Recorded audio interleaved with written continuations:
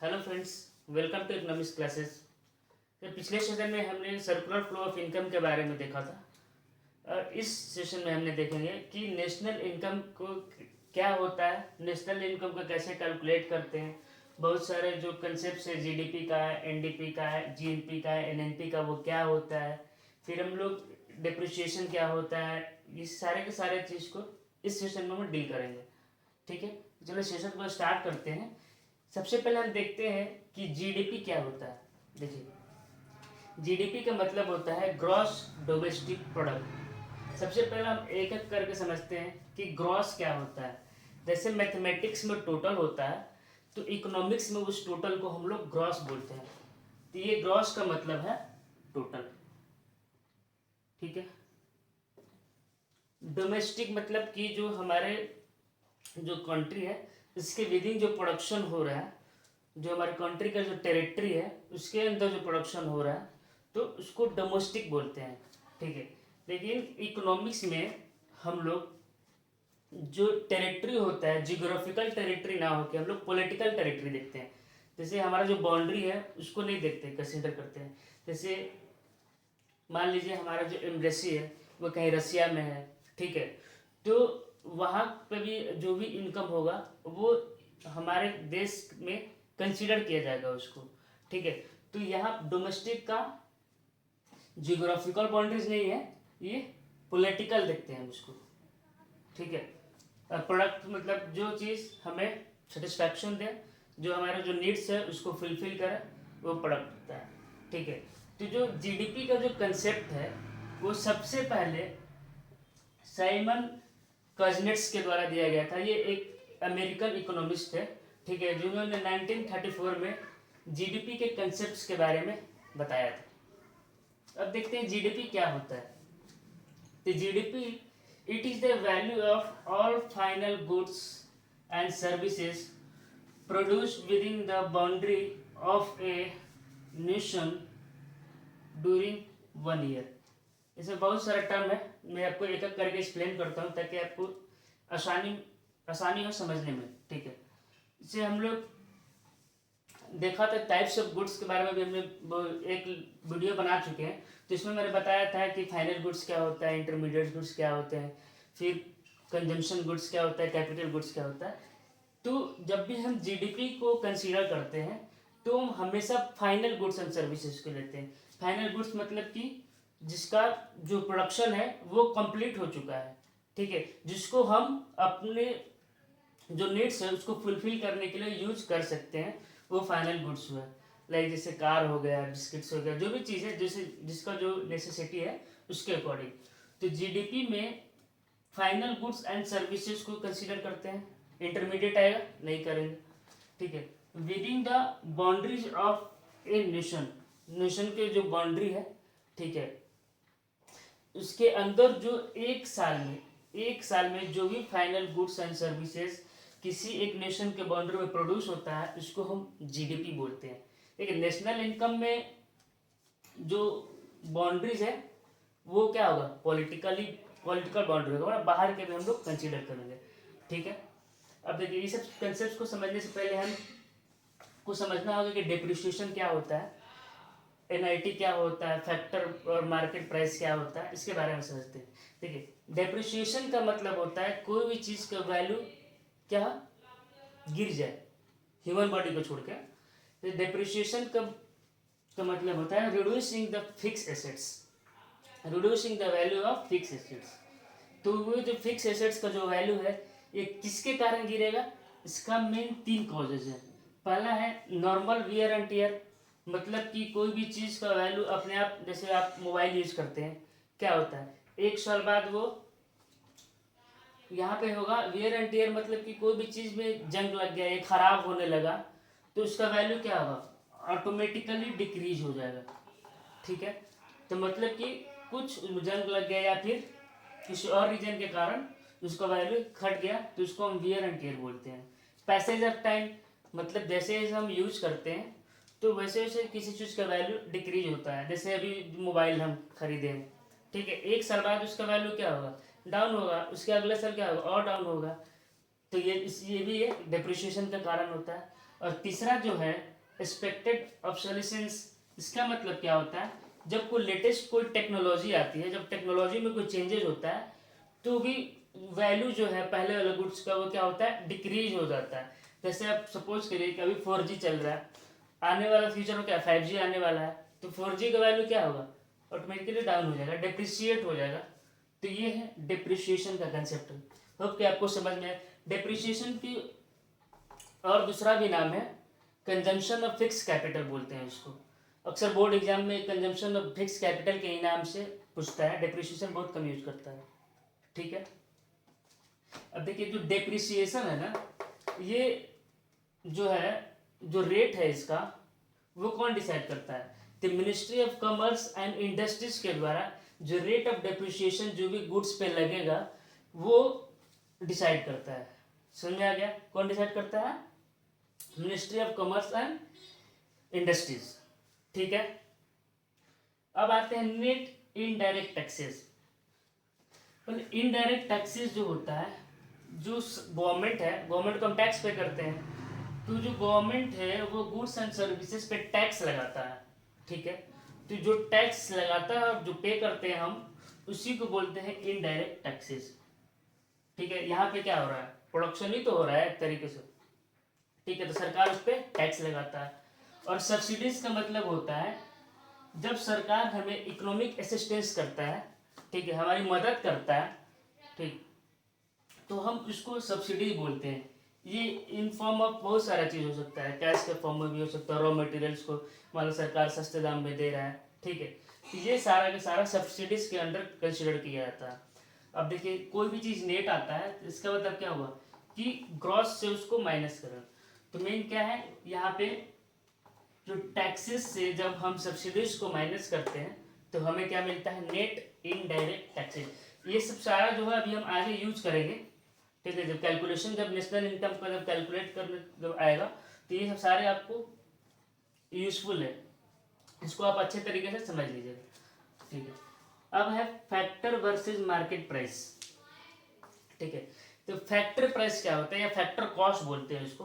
तो देखिए जो भी हमको पता है कि जैसे पहले भी बता चुके हैं, फैक्टर ऑफ प्रोडक्शन 4 होते हैं, लैंड होता है, लेबर होता है, कैपिटल होता है और इंटरप्राइजेज होता है। ठीक है, तो जो प्रोड्यूसर है तो उसका वो भी तो खर्च, उसे लैंड पे क्या देता है, रेंट देता है वो। ठीक है, वेजेस, लेबर पे वेजेस देता है। ठीक है, फिर कैपिटल पे इंटरेस्ट देता है, फिर प्रॉफिट देता है। तो ये सब जो कॉस्ट है वो बियर करना पड़ता है प्रोड्यूसर को जब वो गुड्स को प्रोड्यूस करता है।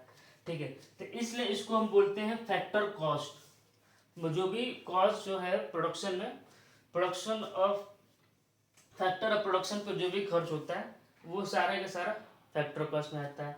और मार्केट प्राइस में क्या होता है कि जब हम इसमें जब टैक्सेस पे करते हैं, ठीक है, ये जो टैक्सेस जब फैक्टर कॉस्ट के साथ ऐड हो जाता है तो वो हमारे मार्केट प्राइस होता है, जो हम पे करते हैं, कस्टमर को ये बियर करना होता है। ठीक है, यहीं से जो प्रोड्यूसर है उसको प्रॉफिट मिलता है। ठीक है, यहाँ पे मान लीजिए इसका कॉस्ट हो गया फैक्टर कॉस्ट, और ये प्राइस है जो हम पे करते हैं, ये कस्टमर बियर करता है।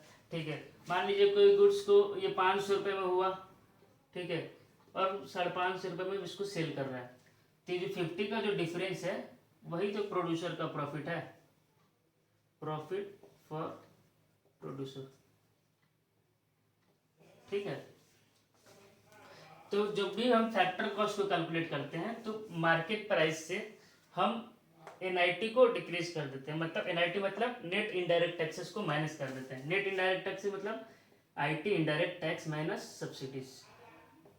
ठीक है, जब जब भी हम मार्केट प्राइस को देखते हैं तो हम अपना फैक्टर कॉस्ट भी देखेंगे और जो भी इनडायरेक्ट टैक्सेस पे करते हो दोनों को ऐड करेंगे तो एमपी हमारा मिल जाएगा।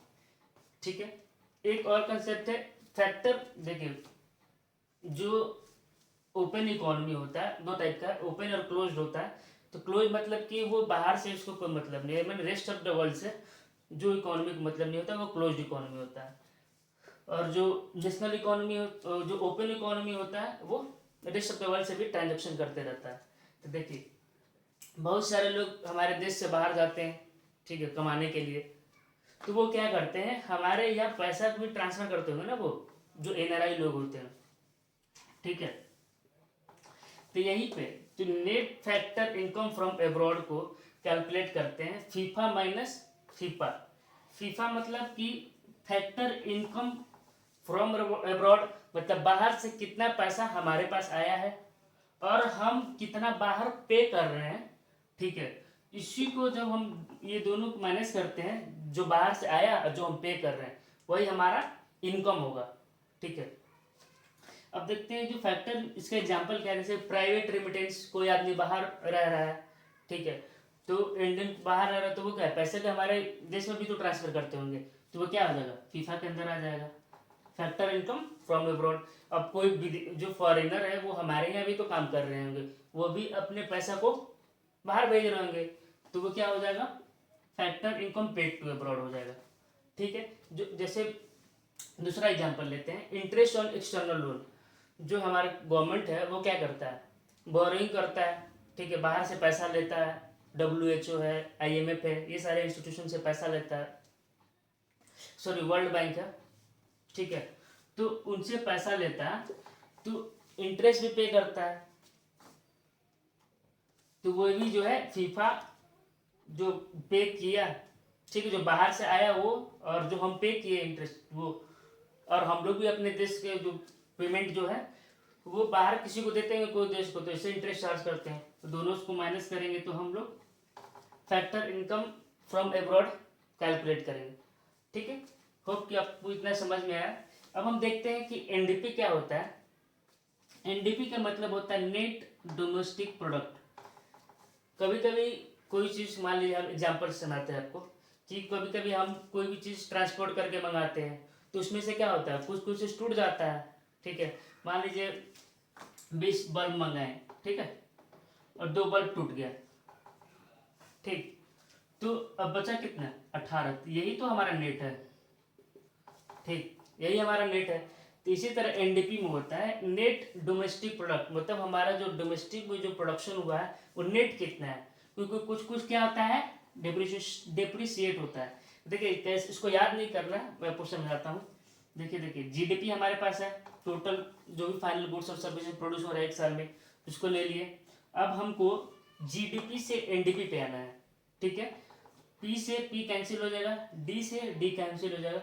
अब ग्रॉस से नेट पे आना है, तो ग्रॉस से नेट पे आने पे हम क्या करते हैं, डेप्रिसिएशन करते हैं। ग्रॉस मतलब क्या हो गया, टोटल, लेकिन नेट मतलब जो एक्चुअल में है, तो कुछ कुछ जो डेप्रिशिएट होगा उसको माइनस कर देंगे। तो ग्रॉस से जब हम लोग नेट पे आते हैं तो डेप्रिसिएशन माइनस कर देते हैं। देखिए एनडीपी को हम कभी भी नेशनल इनकम को कैलकुलेट करने में यूज नहीं करते हैं, इसलिए मतलब कोई भी कंट्री नहीं लेता है, क्योंकि डेप्रिसिएशन जो है ना वो अलग अलग कंट्री के द्वारा अलग अलग रेट इसका डिसाइड होता है, ठीक है।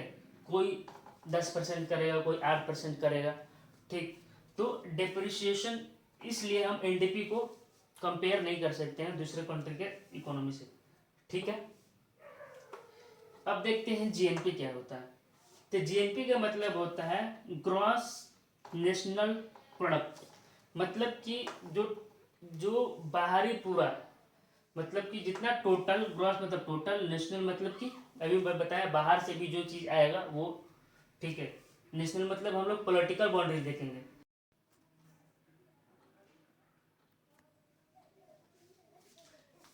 जो जीएनपी है हम लोग देख लिए ग्रॉस नेशनल प्रोडक्ट, ठीक है। और जीडीपी हमें दिया रहता है, मान लो जीडीपी हमें अपने देश का पता होता है कि हम कितना जो गुड्स एंड सर्विस प्रोड्यूस किए हैं, ठीक है।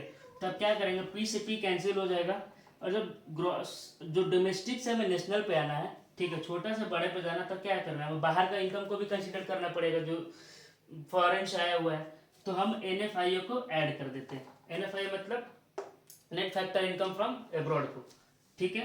तो आपको बस यही करना है, पी से पी कैंसिल करना है, ठीक है। डी से एन पे जाना है, मतलब डोमेस्टिक से नेशन पे जाना है, ठीक है। तो हम एनएफआईओ को प्लस करेंगे और जी से जी कैंसिल हो जाएगा, ठीक है। अब आते हैं एनएनपी पे। एनएनपी मतलब होता है नेट नेशनल प्रोडक्ट, यही हमारा जो है वो नेशनल इनकम होता है। जब हम फैक्टर कॉस्ट ऐड कर देते हैं, वो हम नेक्स्ट वीडियो में डिस्कस करेंगे इसकी डिटेल बाय, ठीक है। तो अब जैसे एनएनपी को मतलब नेट नेशनल प्रोडक्ट कितना हमारे नेशन में, ठीक है, वो नेट कितना प्रोडक्ट है उसको हम कैलकुलेट करने के लिए इसको यूज करते हैं। जैसे हमारे पास क्या है, जीडीपी है, किसी भी देश का अपना जीडीपी होता है। जैसे इंडिया का भी